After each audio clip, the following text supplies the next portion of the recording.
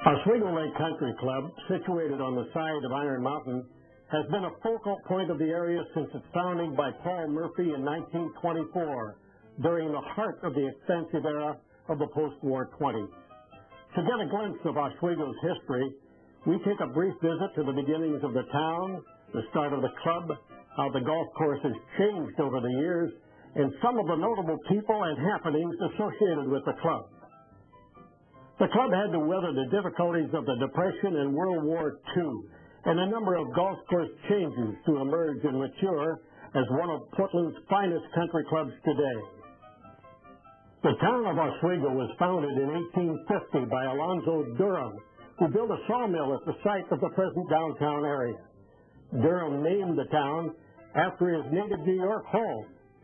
Shortly thereafter, in 1867, the Oswego Iron Era started, but due to various problems, it was over by 1894. Though Oswego never became the Pittsburgh of the West, the iron activity put Oswego on the map and made an important contribution to the area's industrial development. At the turn of the century, Portland was growing, and the lands around Oswego lay ready for development. In the early 1900s, there were summer picnic outings, canoeing, and a few cottages around the lake. Paul Murphy came to the area in 1912 and purchased the Oregon Iron and Steel Company and its property of 5,000 to 6,000 acres. Only 36 years old, he already amassed extensive land parcels in Washington and California. With the advent of the automobile, making country living more practical, and the establishment of the red electric commuter train, Murphy recognized the potential of the beautiful land so close to Portland. So the first lands he put up for sale were lakefront lots in Lake Grove for all of $250 an acre. By the early 20s, Paul Murphy had the idea for a great country club as a center of recreation of the area. Murphy enlisted the services of George Cottrell, a former Seattle mayor, and a designer of its park system to lay out the country club district.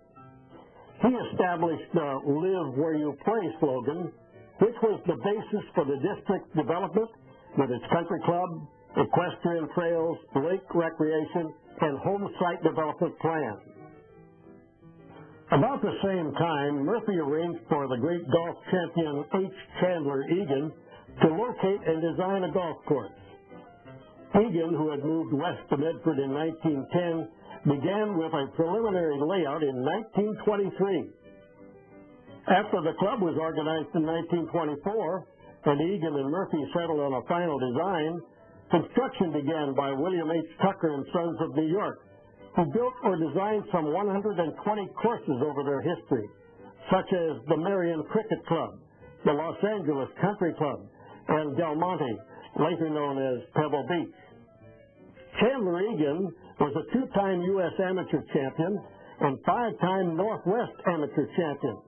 He was a designer of a number of other fine Northwest courses, including Eugene, Eastmoreland, and Tualatin. He also redesigned Waverly, Alderwood, Riverside, and notably Pebble Beach in 1928 with Alistair McKenzie, prior to the 1929 U.S. Amateur. The combination of Murphy, Egan, and Tucker produced a marvelous sweeping layout on the original 155 acres of brush, swamps, hay and clover fields, fir groves, and old farmhouses. The course was built across what once was the old Crosser Mine Rail Line, which ran down to the smelter by the river, where George Rogers Park is today.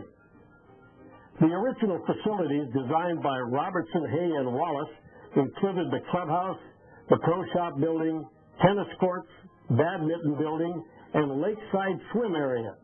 The clubhouse contained a number of upstairs overnight rooms for the members' convenience. The popular lakefront area was the scene of many aquatic events over the years. The club's annual 4th of July fireworks display took place there for many years until the property was finally sold in the early 80s.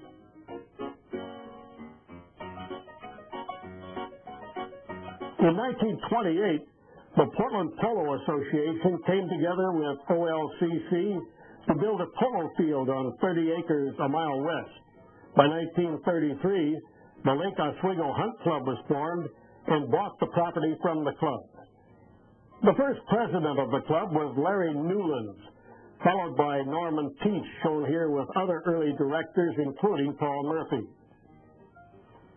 The golf course was opened for play on July 25, 1925, under its first professional, Gwen Bowen, followed soon after by Martin Watson from St. Andrews, who was also a pro at Waverly and Spokane Country Club.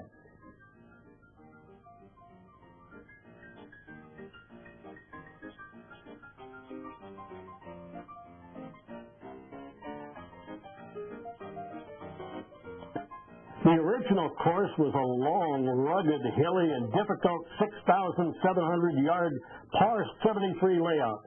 It was considered nearly the finest in the Northwest. By 1927, its reputation was such that it hosted its first tournament, the Oregon State Amateur Championship, won by Rudy Wilhelm.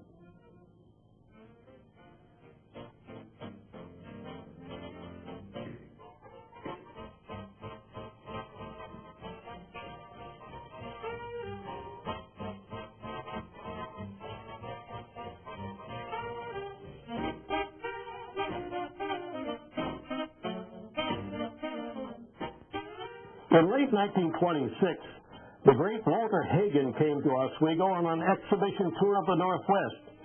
He made only his second career hole-in-one on the uphill par 3-6. The club has the ball Hagen used, which is mounted on a trophy. This was also Oswego's first hole-in-one. The original hole number 7, then a 445-yard dogleg left from the corner above the present 14th green, commanded such views as to be the book jacket photo on George Thomas's famous golf architectural book.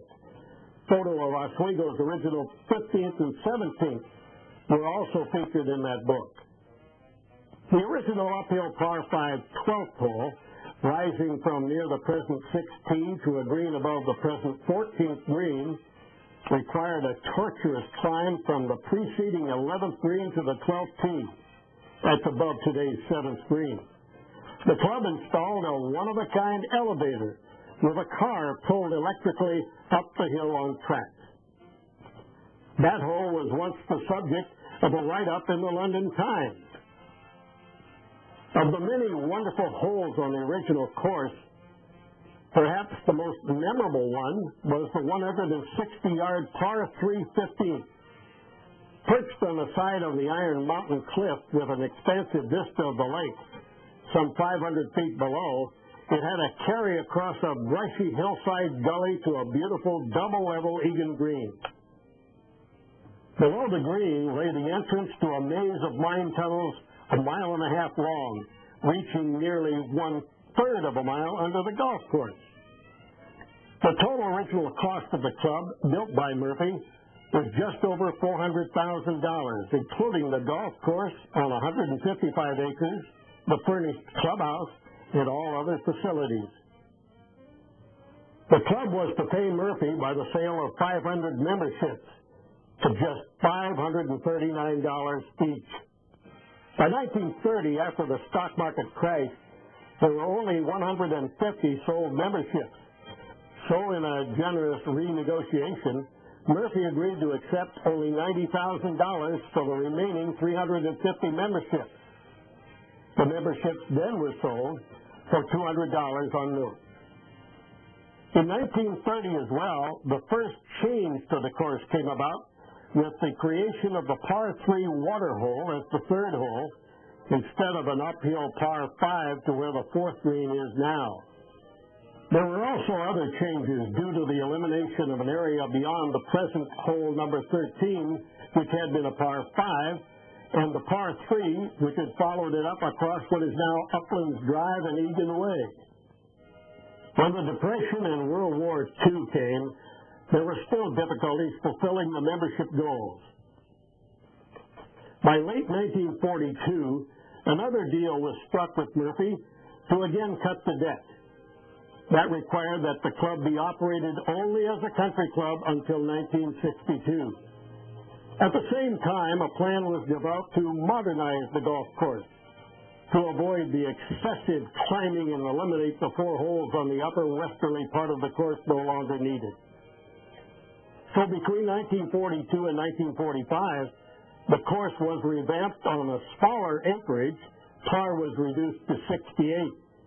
With only minor changes after that, the course remained in the new routing at a par of 68 until 1961. The post-war boom, plus the full-fledged development of the Oswego area, assisted the financial health of the club. So by 1950, the club finally paid off its semi-forgiven debt to Murphy. By 1960, a decision was made to modify the course to a longer par 71. Shortly thereafter, greenskeeper Fred Fettersfield remodeled the course, utilizing some of the ideas of Canadian golf course architect A. Vernon McCann. He had studied the course. One of the primary construction areas was the removal of a large scrub and swamp area, which is now the first 260 yards on the 18th fairway. The basic 1961 routing remains today with only slight modifications. By the early 90s, golf champion and architect John Fote assisted the club in rebuilding the number 6 green and both number 8 and number 9 greens and tees. Shortly thereafter, a golf course master plan was developed with the aid of experienced architect Bill Robinson. In the mid-90s, under the supervision of the master plan committee and greenskeeper Dick Fluter, the course we know today was created. The work included the redo of most of the tee and green complexes, some fairways, and the bunkering.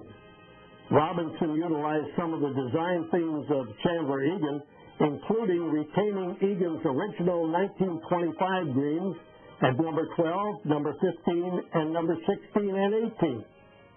Oswego has been blessed by a fine complement of golf professionals over the years, from early pros Glenn Bowen, Scotsman Martin Watson, Boyd Bustard, Bill Carey, and Bob McKendrick to the current head pro Brent Murray.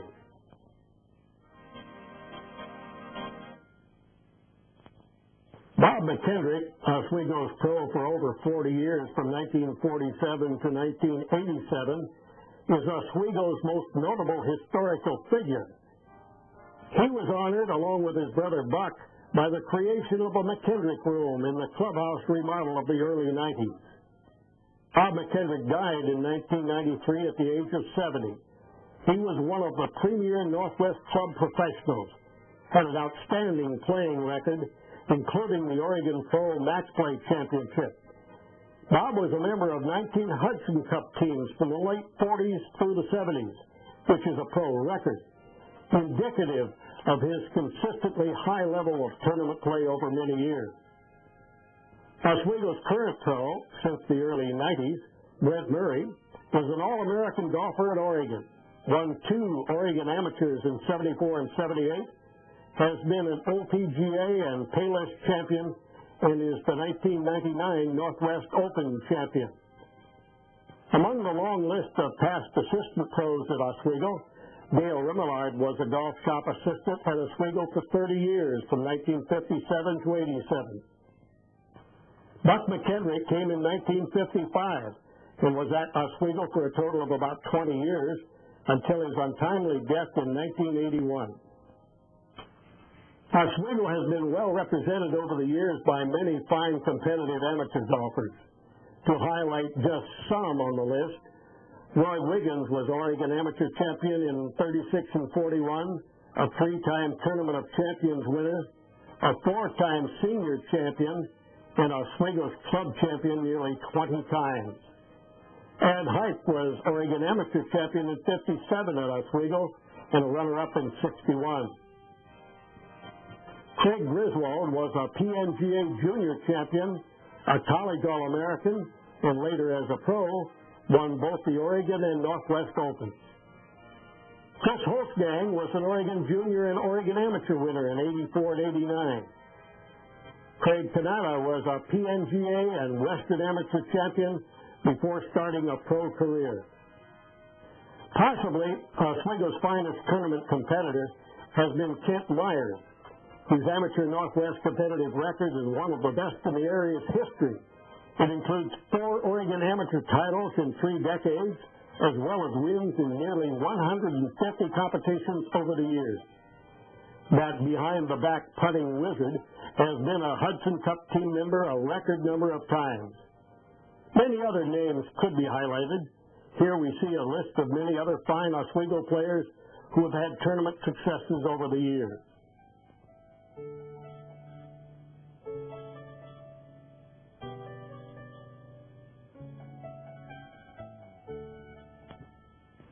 Among the more notable ladies players in the club's history have been Sue Jeanette, who was twice Oregon Junior Champion and won both the Oregon Amateur and the PNGA in the 60s. Champion golfer Marcia Fisher was an Oswego member for a time and won both the 1980 and 1992 Oregon Amateurs held at Oswego. Margie Bueller won the Oregon Senior Amateur held at Oswego in 1992. The list we see here notes the names of other of the club's best ladies players. Oswego has been the scene of many golf events over the years, including a number of Oregon Amateur, PNGA Junior, and Oregon Senior Championships. Among the more notable professional events were the 1962 Oregon Open, won by Glenn Spivey, and the 1965 Northwest Open, with Jim Peterson as the winner. The Oregon State Father and Son Tournament was founded at Oswego in 1928 and was held annually at Oswego for nearly 60 years until the mid-'80s. Winning combinations from Oswego were Roy and Don Wiggins, George and Craig Griswold, Don and Doug Reagan, Bill and John Hedlund, Ted and Ted Thompson, and Jim and Jiv Livesey.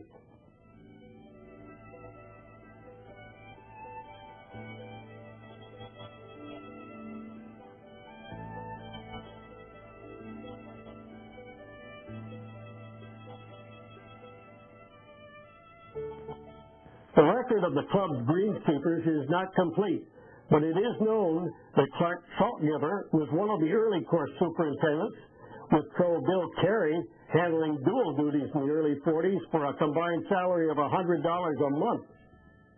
Fred Fetterspiel, formerly from Waverly, was at Oswego from 1952 to 1965. He also rebuilt Oswego in 1961 and was the designer of Royal Oaks, Salishan, and Sun River South. Dick Quoter, an OSU agronomy graduate, handled the post for 30 years, from 1965 to 1995, until he was succeeded by our current golf course superintendent, Bob Senseman. OLCC has had many fine managers, including Walter Terry in the 30s, Roland Richter in the late 30s and early 40s, Joseph Nance in the late 40s to the mid-50s, Jan Richter from the late 50s to the mid-60s, followed by Bob Hollister, Alan Arsenault, Gene Faubush, Russ Coggeshall, and our current manager, Tom Strader, who has been with the club since 1988. A fixture at the club from 1951 to 1980 was genial locker room attendant Rudy Goodman.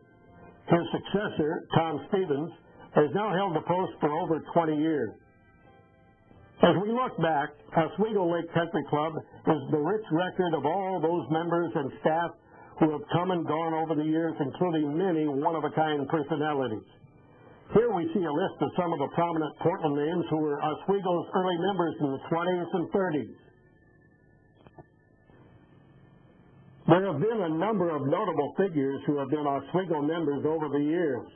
The list might include such as former Notre Dame football coach Frank Leahy, Olympic swim champion Don Scholander, to Everest climber Luke Gerstedt, and basketball great Terry Distinger. Here we see a sampling of past faces and personalities from the 50s and 60s. Some are still around, most are not, other than their memories for those who knew them.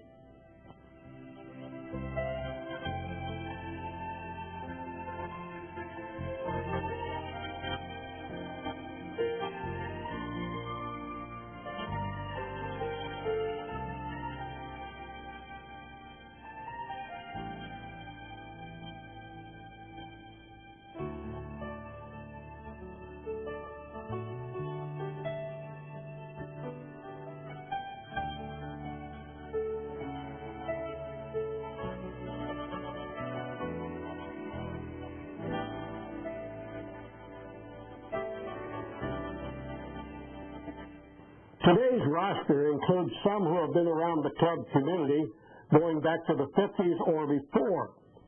Here we see the names of many of these long-standing members. Perhaps there are others among the current membership who have early family roots in the club. Our brief trip through the first 75 years leaves us with appreciation for what has gone before and can serve as a foundation for the club's image as more history is made in the new century. Honoring the club's legacy may contribute to the club remaining the healthy sporting and social haven of the community, signified by the motto of Oswego Lake Country Club.